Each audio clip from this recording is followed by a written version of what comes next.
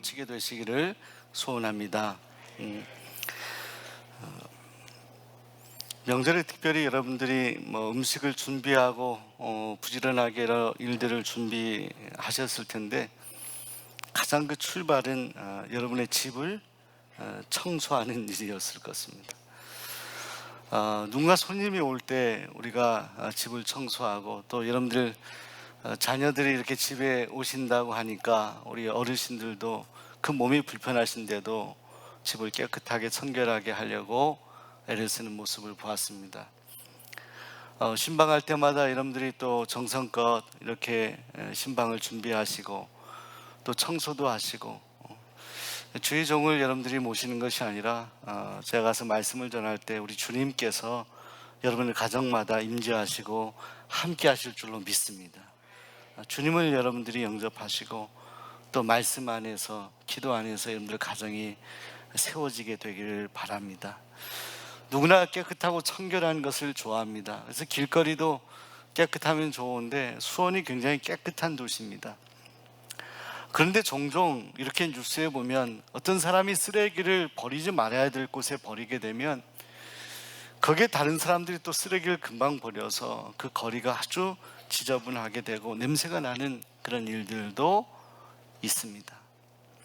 또 우리가 가정을 청소한다 하더라도 이것이 영원히 깨끗해질 수 없고, 얼마 조금 지나면 금방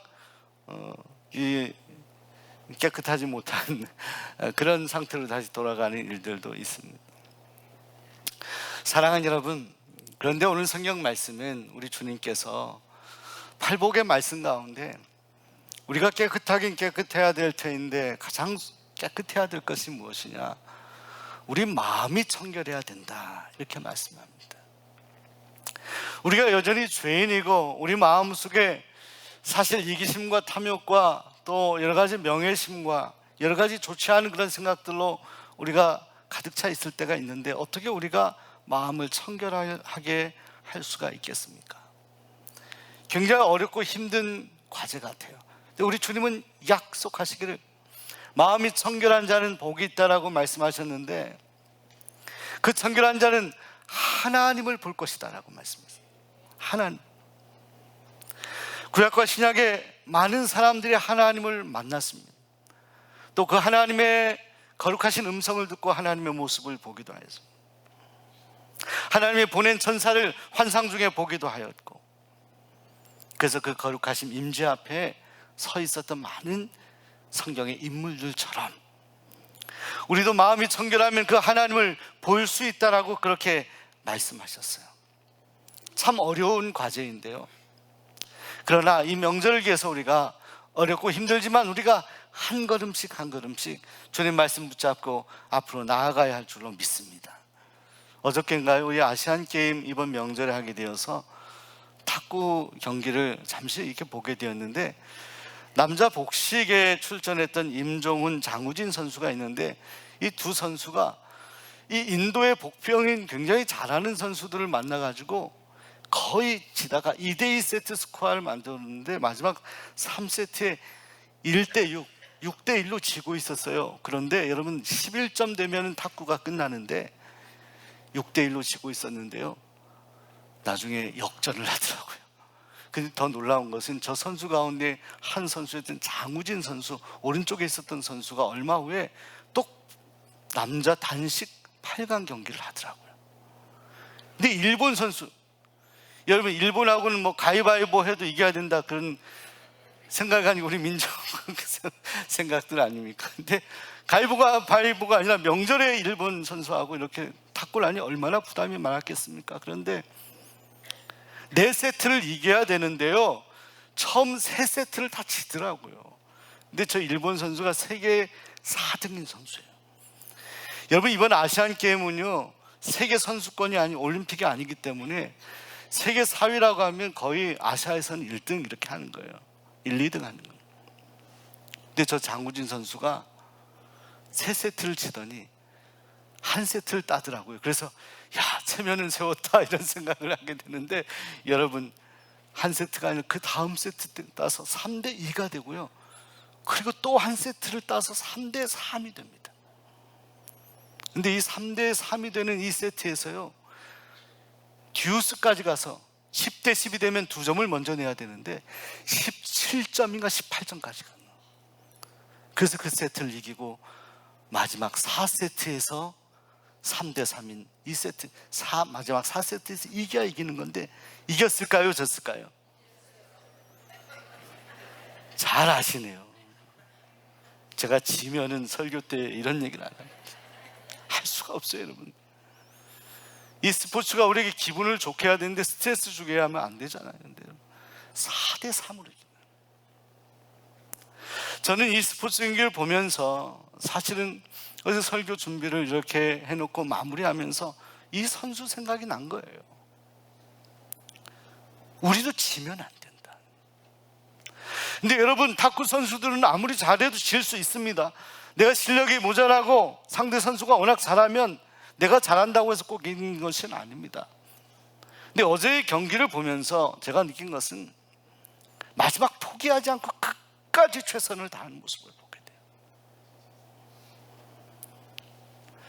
여러분, 우리가 때로는 운동 경기하면서 포기할 수도 있겠지만 성경은 말씀하기를 우리가 절대로 포기하지 말아야 되는 것은 영적인 싸움이고 또 하나는 우리 내면의 싸움 같은 거예요. 우리 마음을 지켜나가는 것, 우리 마음을 성결하게 해나가는 것. 부족하지만, 연약하지만, 죄가 있지만 이 마음을 지켜서 지지 않고, 비록 내가 연약해서 넘어질 때가 많이 있었지만 우리 저 장우진 선수처럼 역전하여 승리하는 하나님의 사람들이 되시기를 바랍니다. 포기하면 안 됩니다. 우리 옆 사람이 포기하지 맙시다. 어떤 일에도 우리는 포기하지 말아야 될 것이 영적 싸움입니다. 가족 구원의 일 같은 거예요. 하나님의 구원의 일, 또 우리 마음을 지켜나가는 일, 이거 지면 안 돼요. 우리가 운동 경기를 보면서 지면은, 우리나라 선수가 지면 분한 마음이 있고 그날 손에 일이 잘 잡히지 않고, 그것보다 더 중요한 것은 오늘 우리 자신과의 내면의 싸움 같은 겁니다.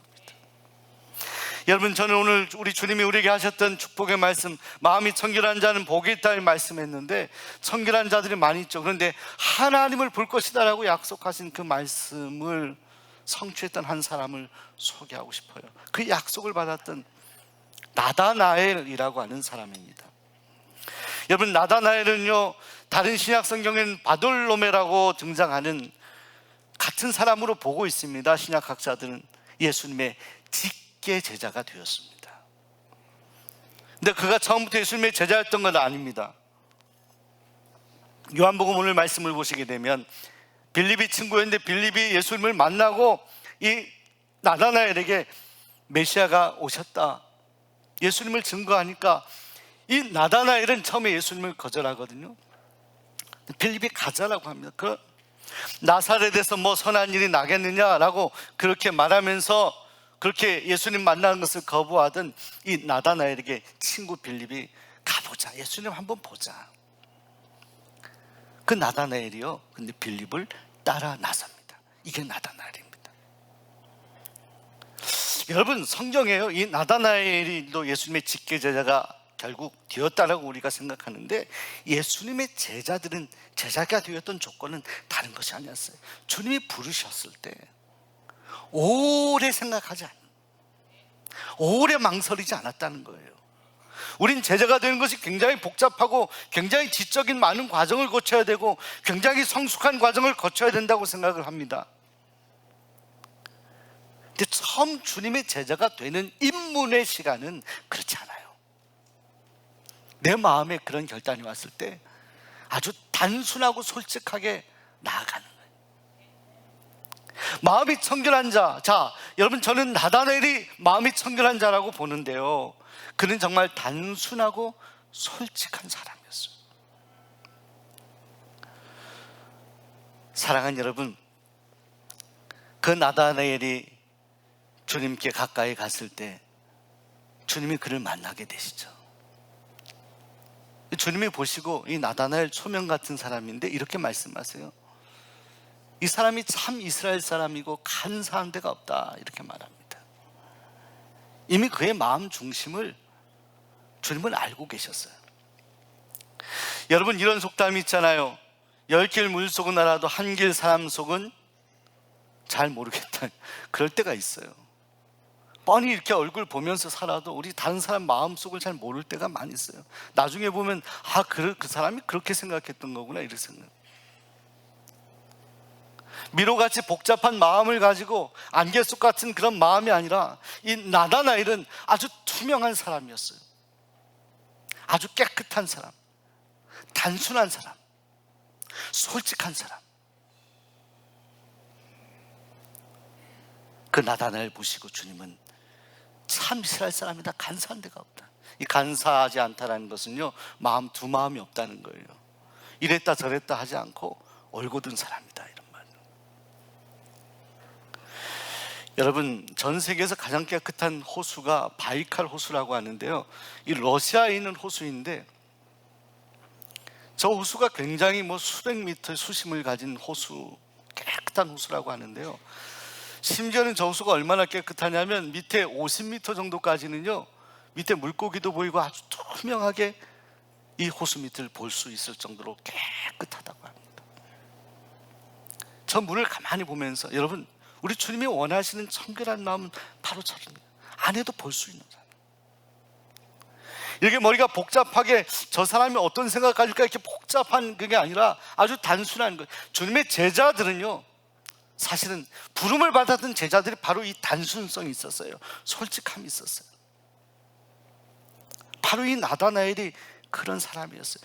주님께서 그를 보시고 간사한 데가 없다 하시고 참 이스라엘 사람이다라고 말씀하실 때 이 나다나엘은 궁금합니다. 저를 본 적도 없는데 어떻게 저를 아십니까? 라고 질문하거든요. 그때 예수님이 뭐라고 말씀하시냐면, 당신이 무화과 나무 아래에 있을 때부터 나는 보고 있었고 알고 있었다라고 말씀합니다.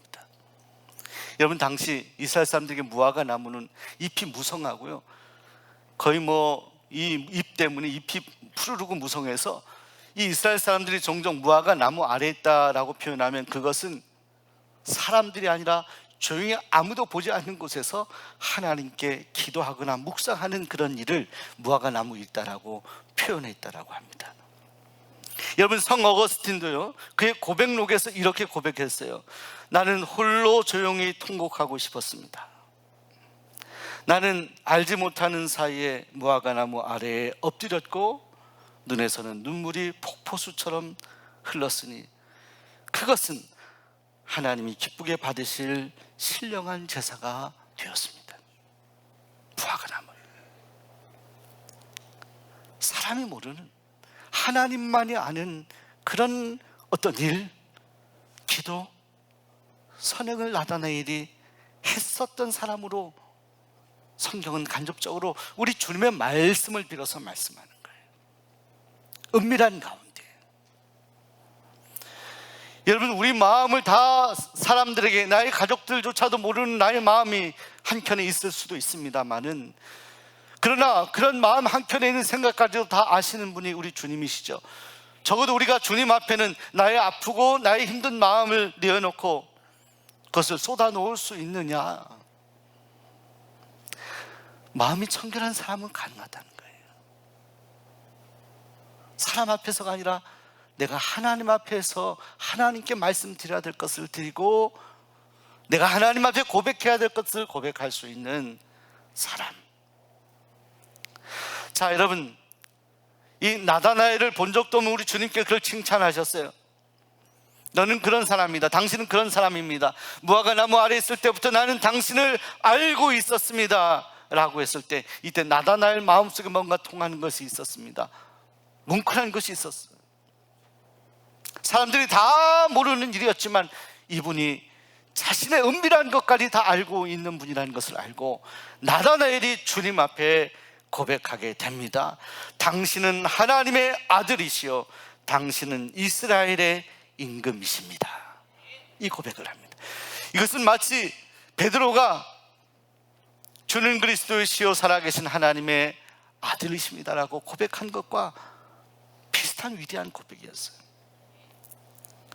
처음에 이 나다나엘을 빌립이 전도해서 주님께 가자고 했을 때, 예수님을 전했을 때 그가 예수님의 고향이 있던 나사렛을 좀 비하하면서 나사렛에서 뭐가 선한 것이 나올 수 있느냐 이렇게 했거든요. 나사렛은 갈릴리 위쪽에 시골에 있는 동네였기 때문에 당시에 베들레헴이나 예루살렘 이런 도시에 비하면 아주 초라한 도시였어요. 그렇게 생각했던 사람이었지만 그것도 솔직한 자신의 고백이었어요. 있는 그대로. 그런데 그가 빌립의 전도를 받고 주님 앞에 왔을 때 이제 참 목자 되신 주님의 모습을 만나게 됩니다. 참 메시아 되신 주님을 만나게 됩니다. 그리하여 이 나다나엘은 주님 앞에 부복하면서 엎드려 주님을 찬양합니다. 당신이 참 하나님의 아들이시고 이스라엘의 임금이 되십니다. 그때 우리 주님께서 축복하십니다. 저는 이 말씀을 듣고 아마 나다나엘이 주님의 제자가 되었다라고 생각을 합니다. 예수께서 대답하여 이르시되 내가 너를 무화과 나무 아래에서 보았다 하므로 믿느냐? 이보다 더 큰 일을 보리라. 또 이르시되 진실로 진실로 너에게 이르노니 하늘이 열리고 하나님의 사자들이 인자 위에 우르락내리락 하는 것을 보리라 하시니라. 볼 것이다 라고 약속하시고 말씀. 예수님의 약속의 말씀이 그대로 이루어질 것이다. 마음이 청결한 자는 하나님을 볼 것이다 라고 주님이 말씀하셨는데 바로 이 나다나엘이야말로 마음이 청결한 자로서 그 하나님을 만나게 될 것이고 하나님의 나라를 볼 것이고 하나님을 만날 것이다 라고 주님이 약속하십니다. 축복하십니다. 자, 여러분도 이 축복을 받으시기 바랍니다. 무화과 나무 아래에서 뭔가 하나님 갈망하며 자기의 원하는 것을 하나님 앞에 아뢰었던 이 나다나엘, 우리 주님의 기억에 생생하게 이 나다나엘은 이미 주님의 마음에 있었던 사람이었습니다. 그가 앞으로 청결한 마음으로 인해서 칭찬받은 그가 정말 영적인 것을 보고 하나님이 원하시는 것을 볼 줄 아는 사람이 될 것이다. 눈에 보이는 것이 아니라 하나님이 주신 놀라운 축복의 세계를 볼 것이다. 여러분, 성경에는 무엇을 보느냐 하는 것이 너무너무 중요하다 말씀합니다. 광야 백성들은 가나안 땅이 여러분들 금방 건너가면 되는데 거기에 가나안 땅에 하나님이 약속하신 그 놀라운 축복의 말씀을 붙잡지 못하고 그 땅을 믿음으로 보지 못했어요. 정탐했을 때 12명 가운데 여호수아 갈렙만 가나안 땅이 위대한 땅이고 하나님이 약속하신 땅이라는 것을 알았고 보았습니다. 우리가 보는 것 많이 본다라고 하더라도 우리 마음에 부정적이고 믿음 없는 생각으로 안 된다라고 생각하면 우리는 안 되는 것이지만 우리가 믿음의 세계 안에서 주님이 우리에게 보여주시는 것을 우리가 믿고 제가 하나님이 우리에게 허락하신 놀라운 세계를, 놀라운 영적인 일들을 앞으로 보게 될 것입니다. 여러분이 선언하고 믿음으로 한 걸음씩 나아가면 여러분 하나님의 놀라운 축복, 놀라운 영적인 은혜 가운데 살아가게 될 것입니다. 이 명절 연휴를 보내면서 여러분 가정을 향한 놀라운 축복, 놀라운 미래를 기도하시면서 볼 수 있길 소원합니다. 현실 보지 마시고 미래를 보는 거예요. 여러분, 저는 명절을 우리 처가가 서울에 있어서 하루 지내고 금요일부터 이제 금토 교회에 있는데 금요일 날 전화가 마침 오셔서 우리 정성원 권사님, 여러분 박노숙 권사님 아시죠? 우리 정성원 권사님 올해가 30년생이시니까 94세세요. 이 건물을 짓고 비전관 짓고 한 번도 와보시지 못했습니다. 거동이 어려우십니다. 오신다 하여서 제가 영접하고 오신 김에 이 본당에 오셔서 함께 기도하고 함께 대화하며 우리 정경 권사님, 조희숙 권사님 함께 다녀가셨어요. 지금 우리 송만복 권사님 앉은 그 자리 앞자리가 우리 정성원 권사님 늘 박노숙 권사님하고 예배 드리던 자리라고 해서 그 자리에 앉아 기도하셨어요. 권사님이 기도하길 원하셔서 기도하도록 했는데 이 교회를 향한 놀라운 축복의 기도하시고요, 주의 종들을 향한 놀라운 축복의 기도를 해주시고요, 여러분을 위해서 정말 우리 노 권사님께서 귀한 영적인 기도를 해주시더라고요. 제가 받아서 기도를 해드렸습니다. 그 가문을 축복해드렸습니다. 여러분 가정 가문을 향한 하나님의 나라, 여러분의 가정에 임할 하나님의 나라를 마음에 꿈꾸고 기도하시기 바랍니다. 이 민족을 향한 여러분 하나님의 계획을 기억하시며 기도해 나가시기를 바랍니다. 우리 어르신들이 우리 교회와 우리 가족들, 이 나라를 위해서 기도하신 많은 그런 축복의 기도와 그런 헌신들이 있습니다. 오늘 우리 손정희 권사님 이렇게 오시지 않았습니까? 연세가 많으시. 여러분 이제는 다음 세대를 위해서 기도해야죠. 특별히 청결한 자가 되어서 마음이 청결하여 여러분의 하나님의 나라가 여러분의 가정에 임할 것을 기대하고 이 교회 안에 임할 것을 기대하고 여러분의 자손 대대로 임할 것을 기대하면서 한 걸음 한 걸음 나아갈 수 있다면 여러분은 하나님을 보실 뿐만이 아니라 하나님께서 이루실 놀라운 하나님의 나라를 볼 수 있을 것입니다. 19세기 말에 태어나 90년의 생애를 살았던 엘버트 슈바이처, 그는 아프리카에서 정말 고생을 많이 하면서 거기에 있는 힘들고 지친 많은 이들, 병든 이들을 돌보며 살았습니다. 근데 이 슈바이처가 그렇게 할 수 있었던 일화 같은 것이 있었다는 것인데요, 어렸을 때 그 동네 아이하고 씨름을 했는데 자신이 이겨서 좋아하는데 그때 그 아이가 이렇게 말하더래요. 나도 너처럼 고깃국을 먹었다면 너를 이겼을 거라고. 근데 그 말 한마디가 이 슈바이처 마음 가슴에 비수같이 꽂혔어요. 내가 이긴 게 자랑이 아니구나. 저에게 아픔을 준 슈바이처, 그때부터 가난한 사람들에 대한 관심을 갖게 되고 일평생 그의 정말 받을 수 있는 많은 화려한 그런 혜택들을 멀리하고 그는 아프리카에 가서 선교하며 일평생을 지내게 됩니다. 하나님의 은혜로 그가 노벨 평화상을 받게 되는데, 근데 수상하는 날 그가 기차를 타고 가는데 기자들이 함께 그 기차에 동석했다고 합니다. 분명히 1등석이나 2등석에 있을 것 같아서 찾아보니까 없어요, 슈바이처가. 근데 보니까 3등 칸에 이 슈바이처가 앉아서 그때도 아픈 사람을 옆에서 돌보며 가고 있었어요. 그때 한 기자가 질문했다고 합니다. 왜 굳이 이렇게 3등 칸에 타고 갔습니까? 그렇지 않아도 되잖아요. 그때 이 슈바이처가 이렇게 대답했다고 합니다. 저는 편안한 곳보다 저의 도움을 필요로 하는 곳을 찾아다니기를 원합니다. 1등, 2등석에는 저를 필요로 하는 사람이 없기 때문에 저는 이곳에 있는 것이 마땅하다. 슈바이처 박사는 그가 가야 될 길을 본 것이죠. 낮고 낮은 곳, 소외된 곳, 나를 필요로 하는 누구인가 가서 그곳에서 하나님의 나라를 경험한, 하나님의 임재하심을 바로 그곳에서 경험한 사람, 이 슈바이처. 자, 사랑하는 여러분, 오늘 이 명절 연휴 기간에 오늘 여러분들 기도하시면서 우리 주님께서 말씀하신 팔복의 말씀 가운데 나도 마음이 청결한 사람이 되어서 하나님의 나라를 보기 원합니다. 하나님의 나라가 내 가정에, 내 주변에 이루어지길 소원합니다. 내가 주님의 도구가 되길 원합니다. 기도하며 나아가시길 소원합니다. 이 나다나엘이라고 하는 바돌로매는 결국 여러분들 내려오는 전설에 의하면 그의 살갗을 다 벗김을 받아서 순교를 당했다는 전설이 있고, 또 하나는 그가 자루에 그 몸이 담겨진 채로 바다에 빠지게 되는 그런, 그래서 익사하게 되는 순교를 당했다는 전설도 있습니다.